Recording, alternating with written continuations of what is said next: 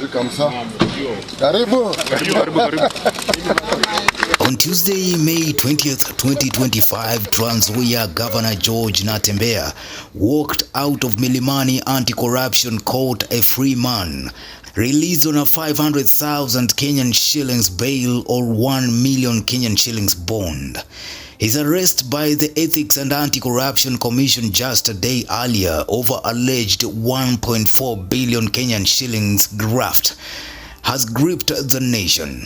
Is this a bold move to tackle corruption or a calculated attack on a fierce critic of the Kenya Kwanza administration?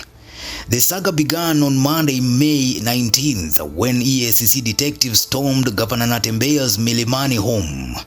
After a tense raid, he was detained and questioned at EACC headquarters over alleged procurement irregularities, abuse of office, bribery and fraudulent acquisition of public funds, initially totaling as 1.4 billion shillings.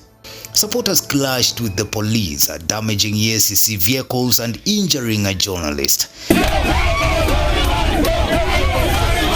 The EACC condemned the chaos, but Natembeya's backers called it a desperate attempt to silence a leader fighting for Nzoia and Western Kenya at large. Mimi nawajua, hawa tunawajua, lazima watanikujia. Lakini mimi siogopi. Wacha wakuje, si ndio? Hata wakiniua, wasiponiua bado nitakufa tu, ama namna gani? Lakini ukweli lazima ufanye nini? Ukweli lazima usemwe, na ukweli utasemwa na utarudia tena, nione watanifanya nini, ama namna gani? Let them listen to me and change.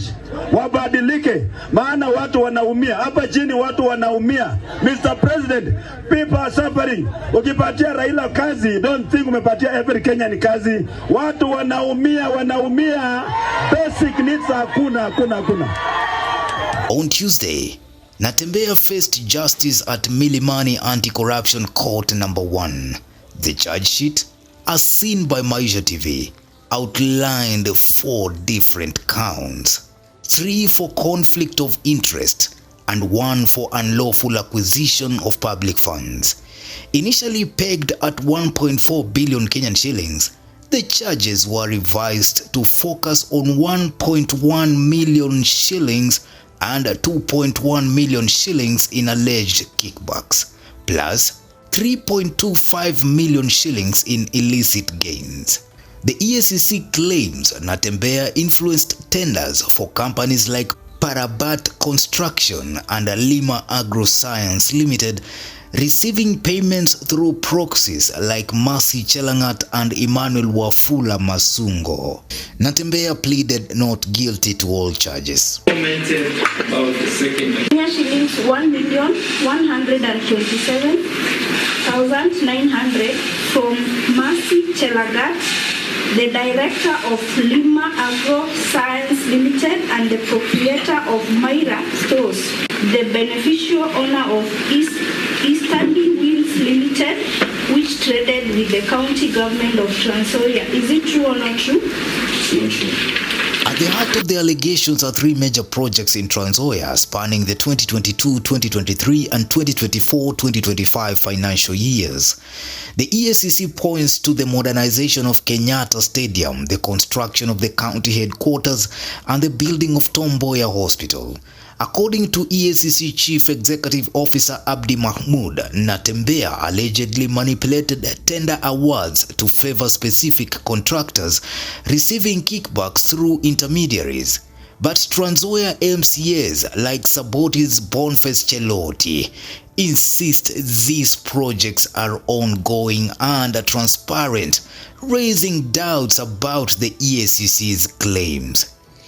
Principal Magistrate Charles Ondieki also barred the county chief from exiting Kenya without the permission of the court and warned him from witness interference. He was further prohibited from commenting on the case in whatever manner, either in the media or a public forum. The governor has been barred from office and leaving Kenya for 60 days.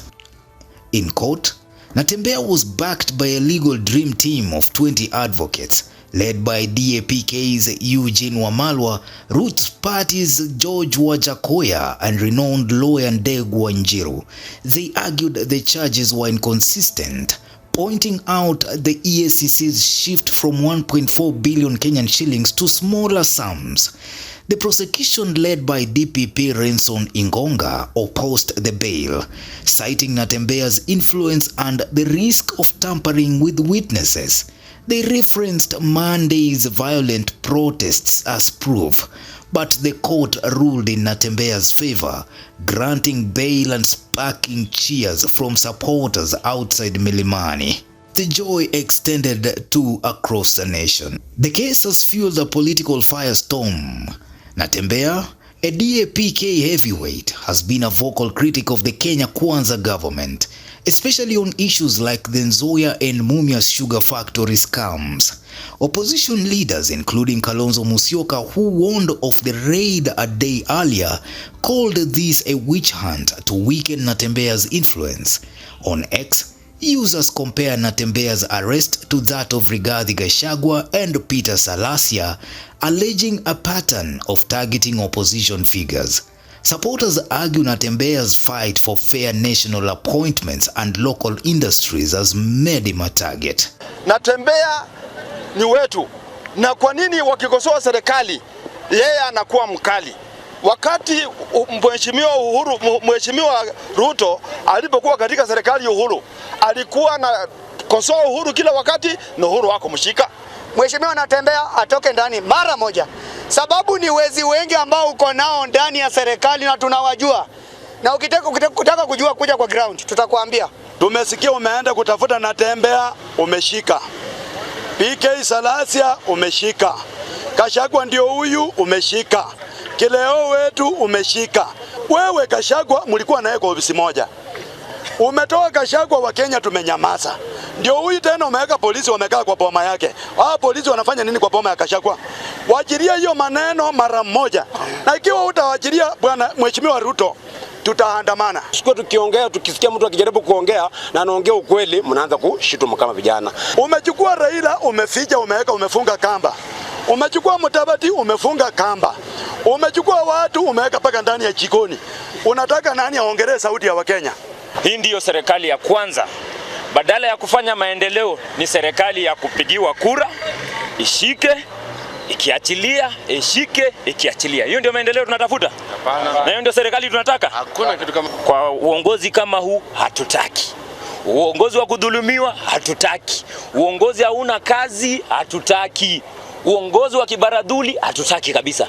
Na tunaambia watu kama serikali kuu waachilie viongozi wetu. In Kenya we have freedom of speech. Let people talk their mind. After speaking your mind, it will either be true or false. Lakini kama kuongea kwetu ndio jambo linauma rais na Maisha rais anaogopa ukweli. Kenyans are divided. Some applaud the EACC's anti-corruption efforts, while many others see a political agenda. Posts claim a 5 million Kenyan shillings bribe was offered to MCAs to even push for Natembeya's impeachment, fueling speculation of deeper motives. In Nzoia, supporters rallied, chanting, "No Natembeya, no peace." Many believe the governor's bold leadership has rattled powerful interests. As the case heads to trial, the nation watches. Will the EACC prove its case, or will Natembeya emerge stronger? Governor Natembeya is free for now, but the battle is just beginning. Is this a step toward accountability, or a mere move to silence a people's champion? Drop your thoughts. Newsroom, Maisha TV, Bushabi Jr.